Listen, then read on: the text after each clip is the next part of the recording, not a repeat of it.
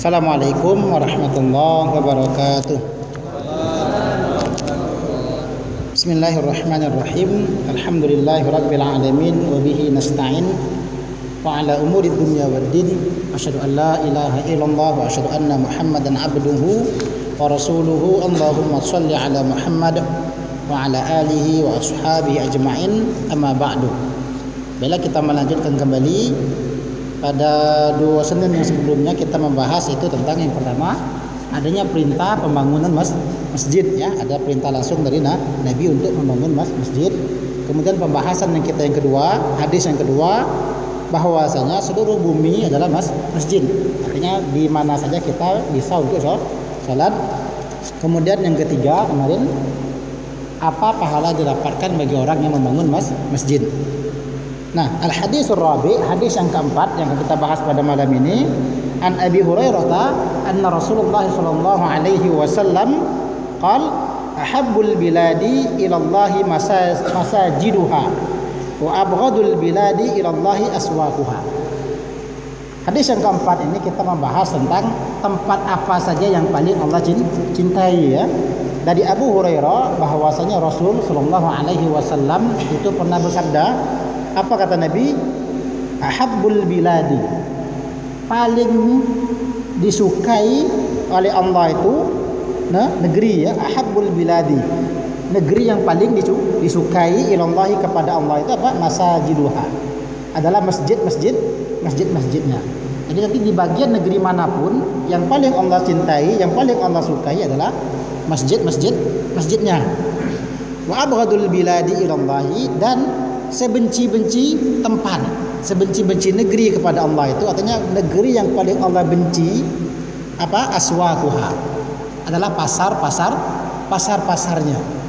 Jadi tempat yang paling Allah sukai, tempat yang paling Allah cintai adalah masjid. Apa saja masjidnya?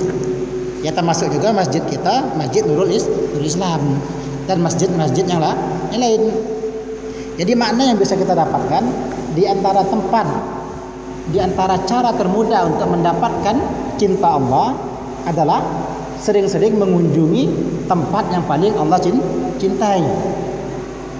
Di antara tempat yang paling Allah cintai adalah masjid. Nah, kalau kita ingin menambahkan cinta kita kepada Allah dengan cara mendatangi masjid. Justru tempat yang paling Allah tidak sukai adalah apa? Pasar. Jadi jangan sampai kita lebih sering ke pasar daripada ke masjid. Bukan berarti ke pasar itu tidak boleh, bukan, ya. Makna hadis ini, tempat yang paling Allah benci adalah apa?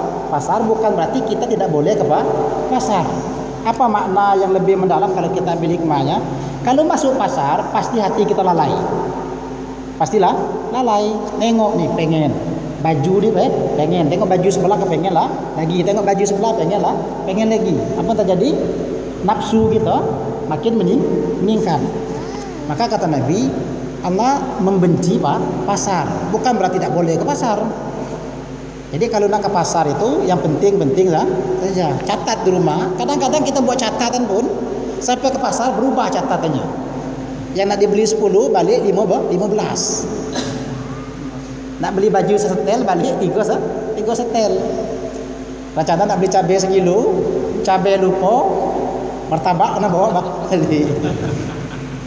Karena di pasar memang hawa nafsu kita terpancing kuat.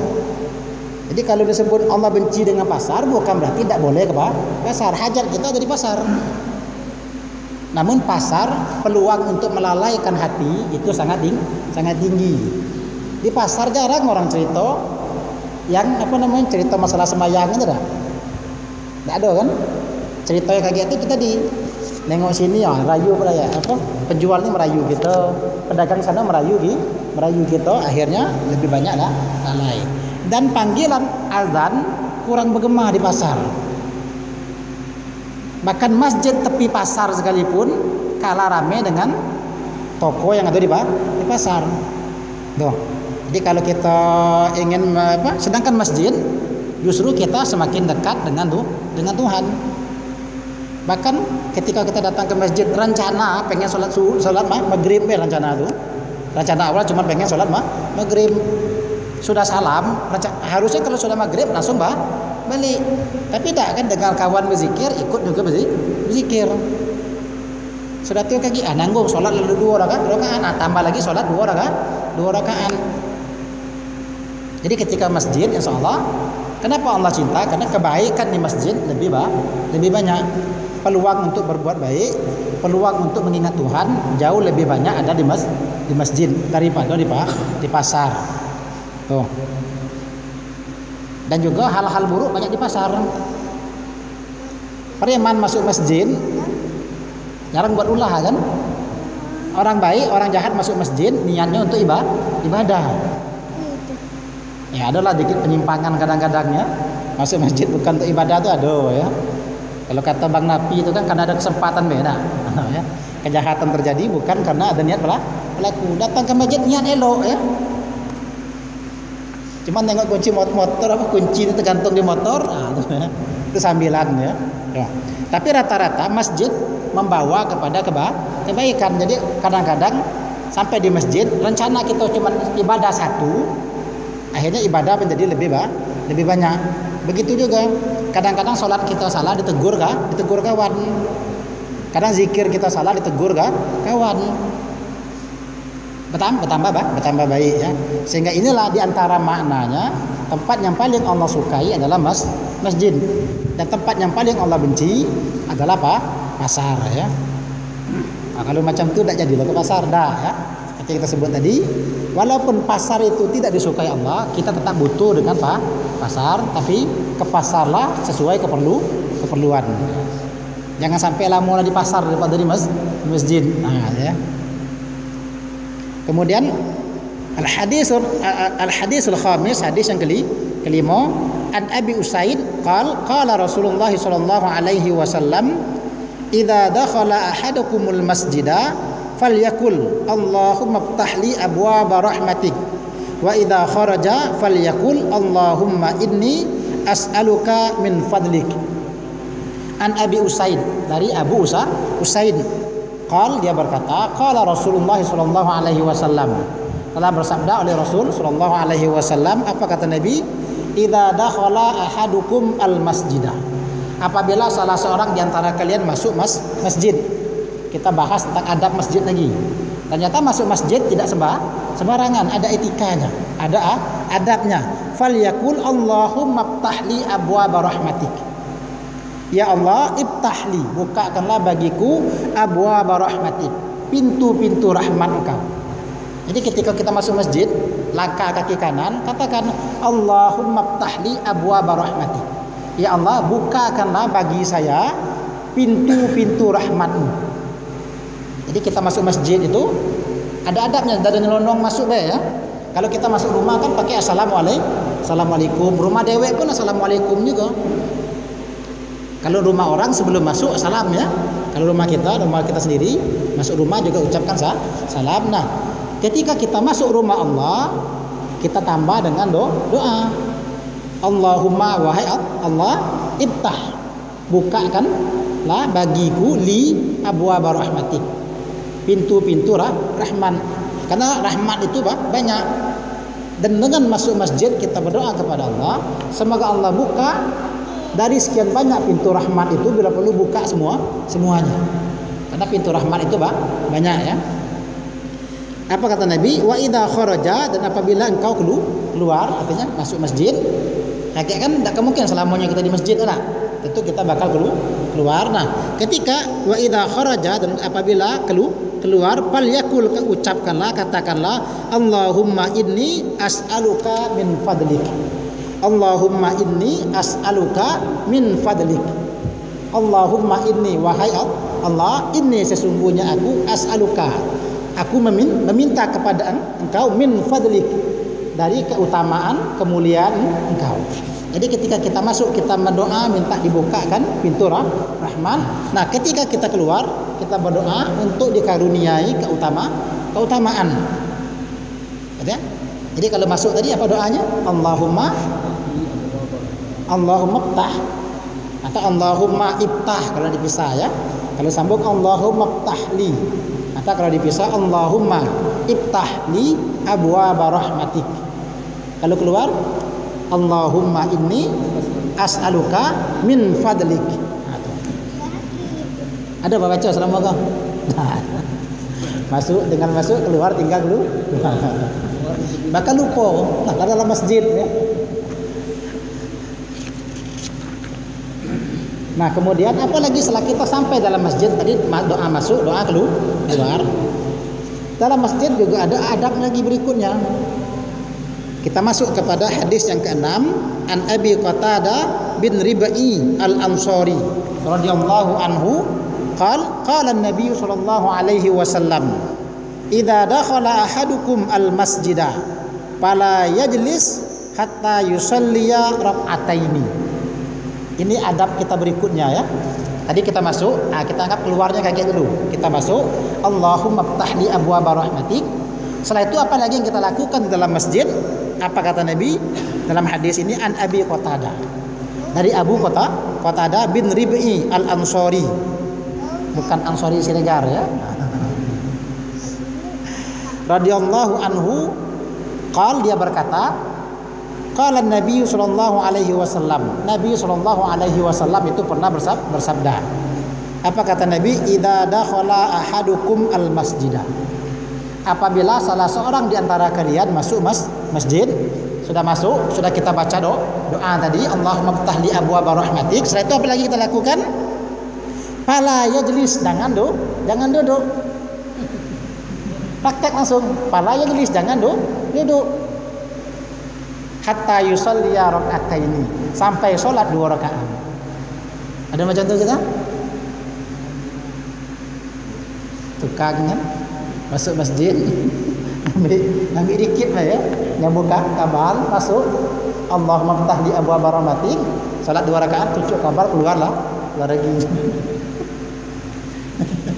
Karena nanti tukang masjid paling banyak pahalanya, keluar masuk masjid terus ya. Modem juga paling banyak.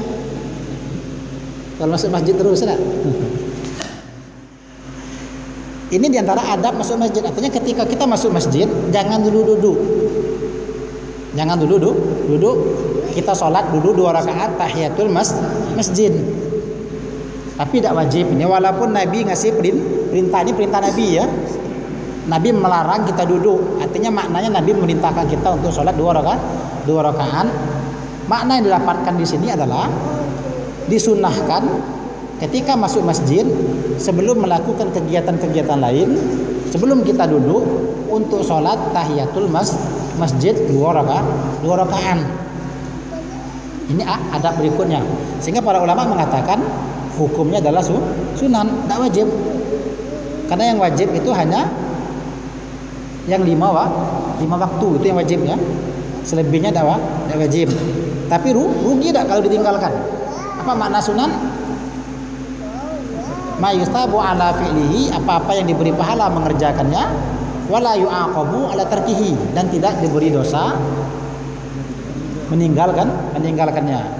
Artinya ketika dikerjakan dapat pahala, ketika ditinggalkan bukan tidak apa-apa, tapi rugi.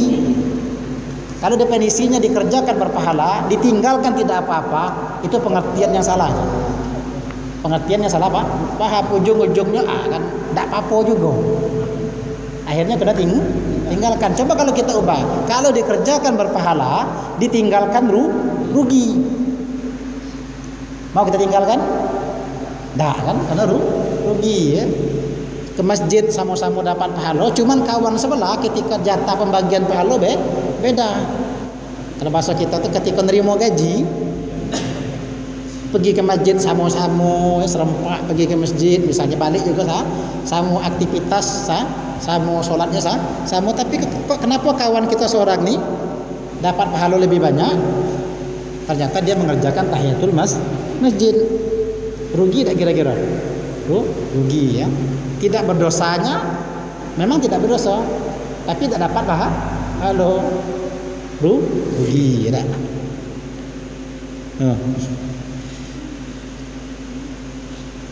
Nah, hadis yang berikutnya kita sambung, ini masih tentang tahiyatul masjid ya.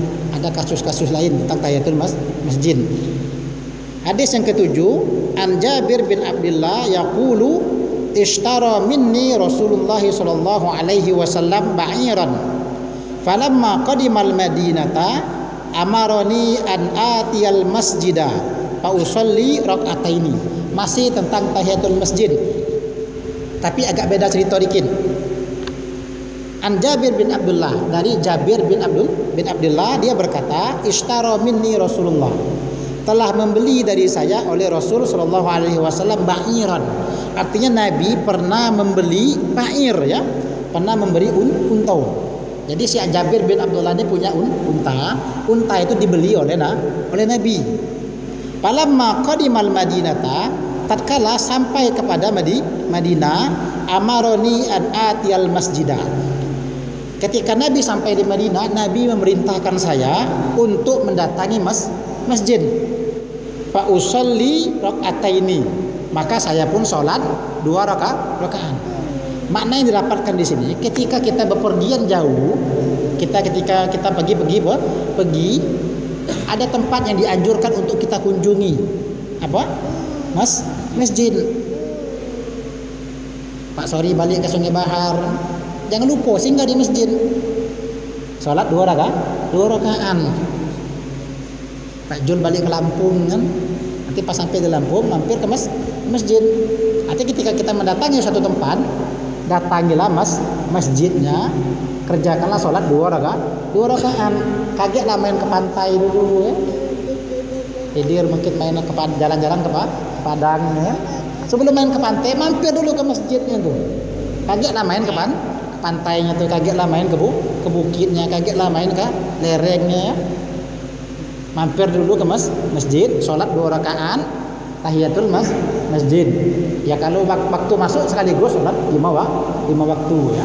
Artinya ini dalam waktu tertentu, ketika kita sampai di suatu daerah, sebaiknya kita singgah di masjid untuk sholat tahiyatul masjid. Mungkin lama udah balik kampung, sekaligus kunjungi masjid kita, sholat 2 rakaat. Itu hadis yang ketujuh.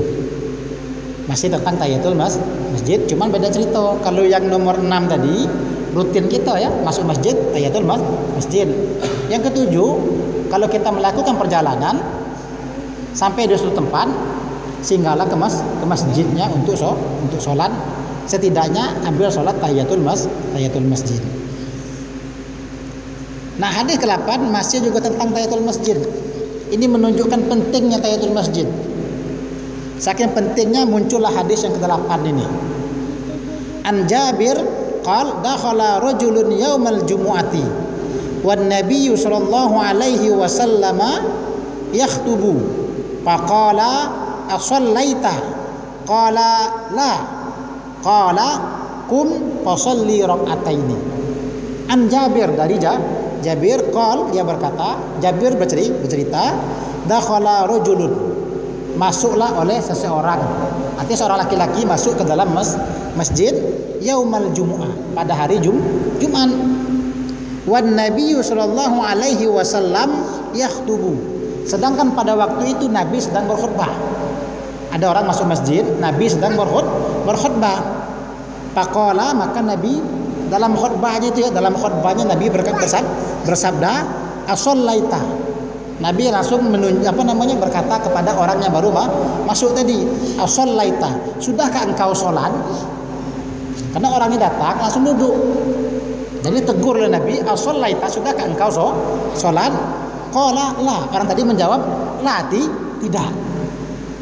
Qal, akhirnya Nabi berkata lagi, kum fasalli rak'ataini, tegak Nabi, sholat 2 rakaat. Maknanya satu, ketika khutbah, sekalipun khotib sedang berkhutbah, kan kadang kita lambat, ya, dengan suatu sebab, mungkin karena ada kegiatan lain atau baru balik kerja atau memang sengaja datanglah lambat, ya. Kan macam-macam motif gitu, ya. Ada yang memang sengaja, kalau datang cepat ngantuk juga kan. Ada yang memang ya pengen tuh cepat, cuman ada halangan, mungkin tadi balik kerja bermotor kempes, naik ban dulu, pas nak mandi ternyata pipa pecah, kan ada halangan. Misalnya ketika terlambat, sedangkan khotib lagi berkhutbah, jangan duduk, tetap sholat 2 rakaat tahiyatul masjid. Ini menunjukkan pentingnya tahiyatul masjid. Sampai-sampai Nabi yang sedang berkhutbah negur. As-sholaita, sudah ada sholat tadi? Macam tu bahasa kita ya. Sudah sholat tak? Lah, belum kata dia. Kum, tegak kata Nabi. Tegak. Artinya ketika ya, kalau kita sekarang tak perlulah khotib negurnya ya. Ya khotib negur ribut pula ya. Kata khotib, wahai kaum muslimin, bertakwalah dengan sebenar-benar takwa. Seharus masuk duduk. Sudah sholat belum? Oke, heboh ya. Belum. Batal kata orangnya. Ya. Nah, ya. Maksudnya begini. Walaupun pada masa sekarang mungkin khotib tidak menegur kita, ketika kita masuk tetaplah sholat 2 rakaat. Ya kalau dana ini ringan saja sholatnya agak ringan. Ya ngebutnya ndak lah pula, lambatnya ndak lah pula ya. Biasa mungkin sujudnya setengah jam ya, atau diringkas pula ya. Ini menunjukkan tentang pentingnya tahiyatul masjid. Sampai-sampai Nabi ketika sedang khutbah Jumat negur jemaahnya. Pelajaran berikutnya yang muncul adalah khotib boleh negur jemaah walaupun sedang khutbah. Ini makna lainnya. Kalau makna kita sebenarnya kan adalah tentang tahiyatul masjidnya kalau bahasan kita ini. Tapi bahasan fikih yang lain, khotib boleh negur jemaah. Kalau ada sesuatu yang tidak patut, khotib boleh negur. Cuman kalau kita kok tadi ya, takutnya kan? Yaduh, tambah pula ini kita ya, petugas Jumat sudah mengingatkan apabila khotib telah menaiki mimbar dan memulai khutbahnya, jangan lagi ada yang berkata-kata ya. Sedangkan ini tidak khotibnya nanya ya. Boleh nanti kalau misalnya khotib lagi berkhutbah, dia mengajarnya, dia nampak ada jemaah yang terbuka auratnya. Pakai celana lepis koyak nampak lutun misalnya. Kan ada lepis yang koyak-koyak itu kan nampak lutun. Khotib boleh negur. Nah tuh. Misal ya akan pakai lepis gitu ya. Pak Anto lutut nampak tutupi. Khotib boleh karena menyangkut hal pentingnya. Kalau dah tu jemaah kita ada yang tidak sah solatnya karena auratnya terbuka ya. Khotib boleh negur itu. Itu makna lainnya, tapi makna yang terkait dengan kajian kita adalah walaupun khotib sedang berkhutbah, salat tahiyatul masjid tetap disunahkan. Masih ada waktu 4 menit. Waktu tanya jawab atau apa nih 4 menit? Apa waktu menjelaskan? Materi. Kalau begitu kita tambahlah satu hadis singkat lagi ya. Al hadis at-tasi', hadis ke-9 ini bercerita tentang kebiasaan Nabi di masjid. Habis tahiyatul masjid, jangan banyak-banyak nian ya. An Jabir bin Samura, dari Jabir bin Samura, anna Nabiy sallallahu alaihi wasallam kana idza shallal fajr jalasa fi musallahu hatta tatlu asy-syamsu hasanan. Ini kebiasaan Nabi.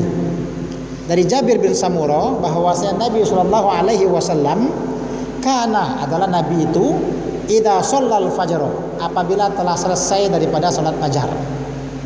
Salat fajar itu bahasa kitanya salat subuh. Nabi kalau sudah selesai salat subuh, apa yang Nabi lakukan? Jalasa fi musallahu. Nabi duduk di tempat salatnya. Misalnya Nabi salat di sini misal ya. Ini misal saja. Nabi di mana dia salat? Ketika selesai salat subuh, Nabi duduk di situ hatta tatlu asy-syamsu hasanan. Sampailah matahari terbit hasanan, sempurna. Ini kebiasaan Nabi. Kalau kita ada sanggup nirunya, alhamdulillah. Artinya Nabi selesai sholat subuh tidak meninggalkan masjid. Ya, Nabi selesai sholat subuh tetap berdiam diri di masjid di tempat Nabi sholat. Artinya Nabi kan jadi imam ya. Nabi jadi imam di Masjid Nabawi. Nabi di tempat imam itu duduk di situ berzikir sampai matahari terbit sempurna. Baru Nabi keluar dari masjid. Nah, kalau kita mungkin taklah dulu ya. Ke masjid subuh berjalan. Jangankan nunggu sampai matahari terbit baru bangun. Tuh ya. Ada kira-kira yang sanggup tentu kita nih. Insyaallah ya. Sekarang belum. Insya Allah di masa yang akan datang ya. Kebanyakan tuh tua ya, nanti gawe lagi. Ya. Nah, maka kita dapat ini memang betul banyak di orang tua-tua kita di kampung masih ada itu pergi subuh ke masjid, tidak balik lagi itu. Baliknya lah siang baru dia balik sampai sholat duha baru balik. Kenapa? Kebun lah diurus anaknya ya. Anak lah tua lo. Kalau Ustaz Aris macam itu loh kak kena pecat ya. Ya. Kalau Pak Jul macam itu gawat Pak Jul ya. Dimarahi ibu-ibu sekompleknya. Nah, kita cukupkan sampai hadis 9 insya Allah pada 2 Senin yang akan datang kita membahas tentang hadis yang ke-10 tentang